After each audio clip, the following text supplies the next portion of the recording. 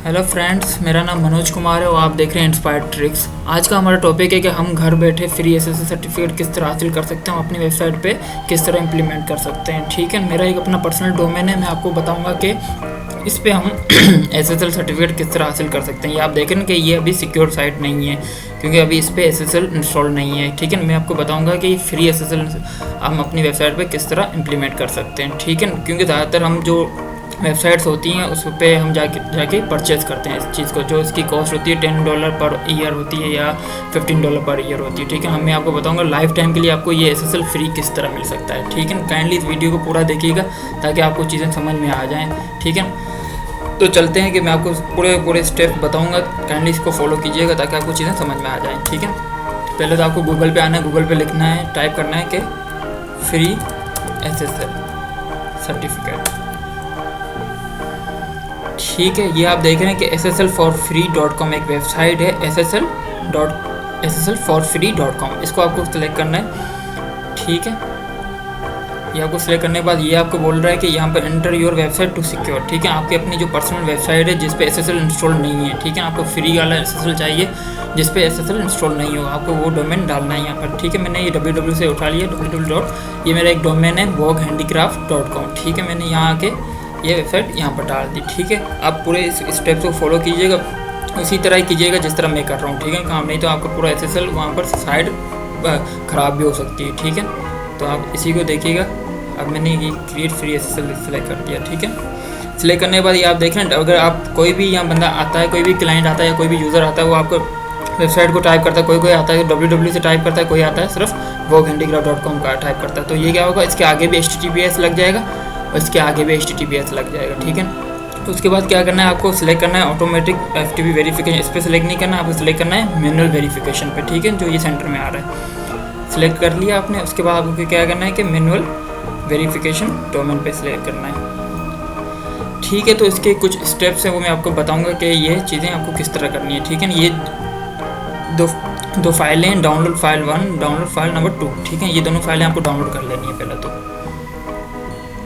ये आप देखें डाउनलोड हो गई एक, ये मैं सेकंड डाउनलोड कर रहा हूँ। ठीक है, ये दोनों फाइलें डाउनलोड हो गई। उसके बाद आपको ये कुछ स्टेप फॉलो करने हैं। अगर आप इसको रीड करें तो फिर भी सही, नहीं तो मैं आपको डायरेक्ट इस चीज़ों के बारे में बता देता हूँ। पहले तो आपको क्या करना है, एक फोल्डर क्रिएट करना है अपने सी पैनल पे। ठीक है, आपको अपने सी पैनल पे आना है पहले। ठीक है, मैं अपने सी पैनल पे आ रहा हूँ, बिल्कुल आप उसी तरह आप अपने सी पैनल पे आइएगा। ठीक है, ये आप देख रहे हैं कि मैं सी पैनल पे आ गया हूँ। सी पैनल पे आने के बाद मुझे क्या करना है, फाइल मैनेजर में जाना है। फाइल मैनेजर के बाद मुझे इसके रूट डायरेक्टरी में जाना है। ठीक है, ये सारी चीज़ें आ गई। उसके बाद आपको क्या करना है कि जितनी भी हिडन फाइल्स हैं वो आपको सिलेक्ट करनी है। सेटिंग में आएंगे आप, ये जो कॉर्नर पे आता है, राइट कॉर्नर पे आता है जो टॉप कॉर्नर, इस पर शो हिडन फाइल्स कर देनी है। ठीक है, आपको शो हिडन फाइल्स आप देखेंगे कि यहाँ पर आपकी जितनी भी हिडन फाइल्स होंगी वो भी शो हो जाएंगी। ठीक है, उसके बाद आपको क्या करना है कि एक फ़ोल्डर क्रिएट करना है .well-known के नाम से। ठीक है, एक फ़ोल्डर क्रिएट करना है। अगर ये पहले से एग्जिस्ट है तो सही है, अगर नहीं एग्जिस्ट तो आपको क्रिएट करना है। ठीक है, तो ये मेरा फोल्डर है भी नहीं यहाँ पर, तो मैं इसको दोबारा क्रिएट कर रहा हूँ। ठीक है, फोल्डर्स पे सिलेक्ट करके मैंने यहाँ पर क्रिएट कर दिया। तो आप देख रहे हैं कि फोल्डर सेलेक्ट हो गया। ठीक है, क्रिएट हो गया। ठीक है, मैं इसके अंदर आता हूँ। उसके बाद आपको एक और फोल्डर क्रिएट करना है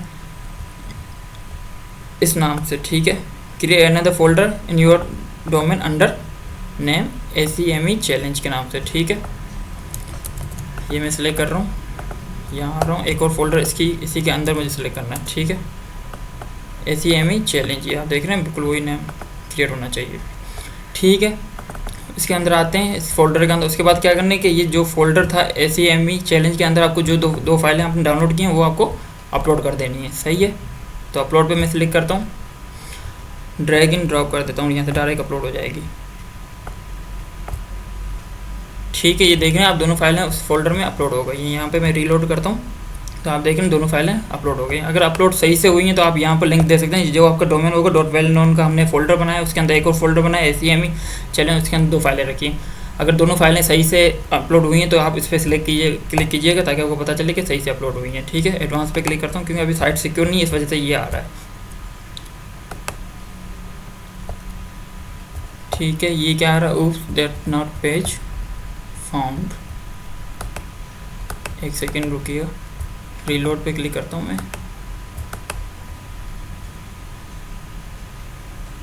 दोबारा मैंने इस पर क्लिक किया, ये क्यों आ रहा है, एग्जिस्ट नहीं है।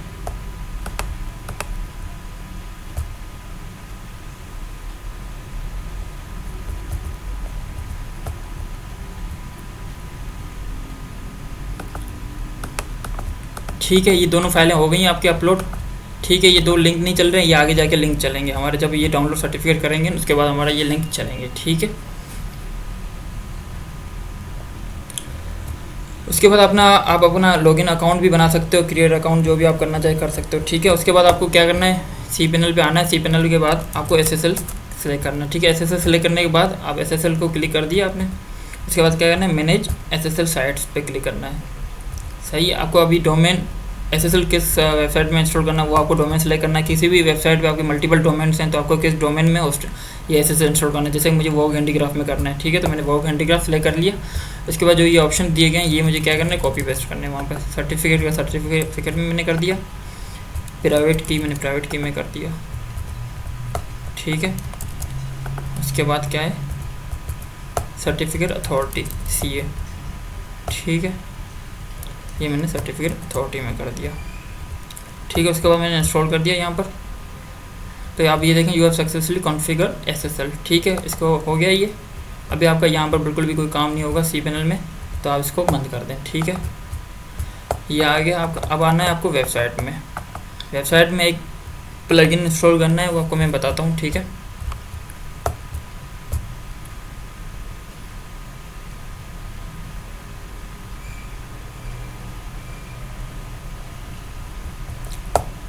प्लगइन इंस्टॉल करना है HTTP रीडायरेक्शन के नाम से।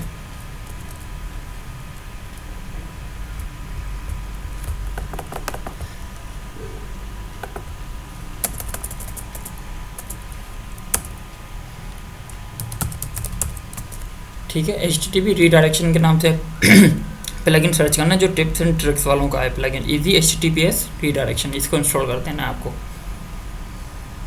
ठीक है, ये इंस्टॉल हो गया। इसको आप एक्टिवेट कर दें, उसको एक्टिवेट कर दिया। उसके बाद आप डायरेक्टली यहाँ पर आ जाएं इसकी सेटिंग में। सेटिंग में आ गए, उसके बाद अनेबल कर दें द होल डोमेन पे सिलेक्ट कीजिएगा, फ्यू पेजेस पे नहीं कीजिएगा। अगर फ्यू पेज पे सिर्फ होम पेज पे चाहिए HTTPS तो सिर्फ फ्यू पेजेस पे क्लिक कीजिएगा, अदरवाइज पूरी साइड पे चाहिए तो होल डोमेन पे क्लिक कीजिएगा। फोर्स रिसोर्स टू HTTPS इस पर सिलेक्ट कर दीजिएगा। ठीक है, उसके बाद सेव कर दीजिएगा। उसके बाद एक और काम करना है आपको छोटा सा, वो आना है htaccess में। ठीक है, रूट पे जो आपके htaccess होती है, हम आते हैं रूट पे। ठीक है, ये htaccess आप देख रहे हैं। htaccess को क्या करना है आपको, ये यहाँ पर बता रहा होता है कि भाई ये आप कर दो, डिलीट करना है। इसके दरमियान बिटवीन जो भी आ रहा है, बिगिन और एंड के बिटवीन जो भी आ रहा है उसको आपको डिलीट कर देना है। ये बिगिन है, ये एंड है। ठीक है ना, उसके बाद जो बीच में आ रहा है उसको आपको डिलीट कर देना है। ये आपने डिलीट कर दिया। उसके बाद क्या करना है, सेव कर देना है। ठीक है, मैंने सेव कर दिया। ठीक है, ये हमारा काम हो गया। उसके बाद आपको क्या करना है, सिंपल लॉग आउट हो जाना है। इसका लॉगिन हो जाते हैं। ठीक है,